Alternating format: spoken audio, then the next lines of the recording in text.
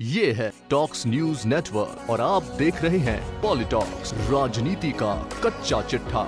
राजस्थान के मुख्यमंत्री अशोक गहलोत ने शुक्रवार को 57वें गृह रक्षा स्थापना दिवस पर आयोजित कार्यक्रम में शिरकत की। जयपुर के फतेहपुरा में स्थित केंद्रीय प्रशिक्षण संस्थान गृह रक्षा में ये कार्यक्रम आयोजित किया गया। कार्यक्रम में सीएम गहलोत ने जानकारी देते हुए कहा कि गृह रक्षा विभाग में बहुत जल्द करीब 2500 लोगों की भर्ती होगी। भर्ती की पूरी प्रक्रिया ऑनलाइन होगी।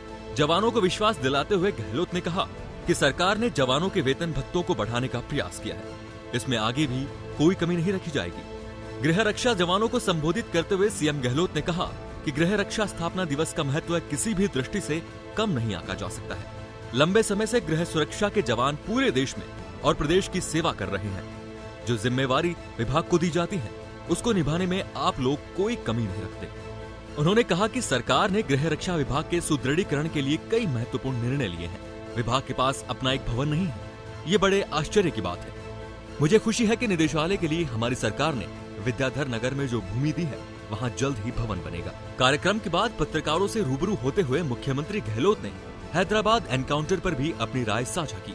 उन्होंने कहा कि एनकाउंटर किस रूप में हुआ वो हैदराबाद पुलिस और सरकार बता सकती है, लेकिन देश में दुष्कर्म की घटनाएं बढ़ना चिंताजनक है। उन्नाव में दुष्कर्म पीड़िता को जिंदा जला देने की घटना मार्मिक थी। टोंक में मासूम के साथ दुष्कर्म कर हत्या के लिए 12 घंटे में मुजरिम पकड़ा गया।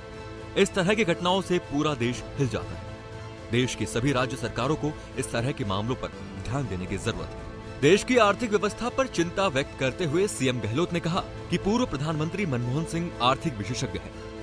उन्होंने देश की गिरती जीडीपी पर चिंता व्यक्त की।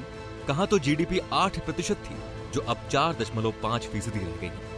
जो आंकड़े सरकार द्वारा बताए जा रहे हैं उस पर भी संदेह है। जीडीपी बेरोजगारी के नेशनल सैंपल सर्वे संगठन के आंकड़ों को राजनीतिक दृष्टिकोण के चलते लोकसभा चुनाव के वक्त छुपाया गया, सिर्फ इसलिए कि चुनाव में इसका असर नहीं पड़ा। जैसे ही चुनाव खत्म हुए और आंकड़े बाहर आ गए, इससे नाराज होकर एनएसएसओ के अध्यक्ष और सदस्यों ने भी इस्तीफा दिया था। इतिहास में कभी ऐसा नहीं हुआ कि राजनीतिक फायदों के चलते आंकड़ों को रोका गया।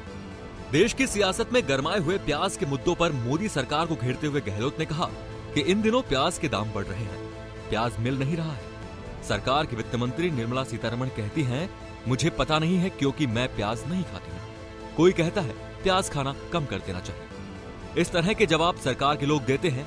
ये वही लोग हैं जो कांग्रेस सरकार के समय बढ़ चढ़ कर बात करते थे। अब बीजेपी के लोगों की उल्टी गिनती शुरू हो गई। गहलोत ने केंद्रीय सत्ताधारी दल पर निशाना साधते हुए कहा कि बीजेपी राष्ट्रवाद और धारा 370 के नाम पर वोट मांगती है, लेकिन जनता जानती है कि हम राष्ट्रवाद की जगह राष्ट्रवादी हैं।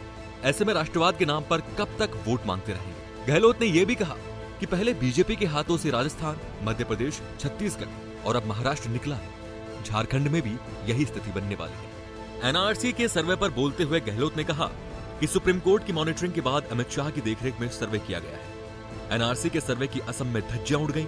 देश में 19 लाख हिंदू व मुसलमानों में भेद किया जा रहा है। प्रधानमंत्री मोदी संविधान दिवस पर विधानसभा सत्र बुलाकर संविधान दिवस मनाने की बात करते हैं और इन्हीं के लोग संविधान की धज्जियां उड़ाते हैं। इस वक्त देश बड़े नाजुक दौर से गुजर रहा है। गहलोत ने मोदी सरकार द्वारा लागू की गई जीएसटी और नोटबंदी पर सवाल उठाते हुए कहा कि गलत तरीके से लागू की गई नोटबंदी व जीएसटी के कारण आज पूरी तरह से अर्थव्यवस्था खत्म हो गई है। केंद्र सरकार की तरफ से राज्यों को पैसा कम मिल रहा है। राज्य सरकारों को पैसा कम मिलेगा तो विकास कैसे होगा। इस पूरे मामले पर मोदी सरकार फंसती नजर आ रही है। मोदी सरकार की जिम्मेदारी बनती है कि अहम घमंड छोड़कर हकीकत का सामना करें और कुछ ऐसे कदम उठाएं जिससे देश का भला हो।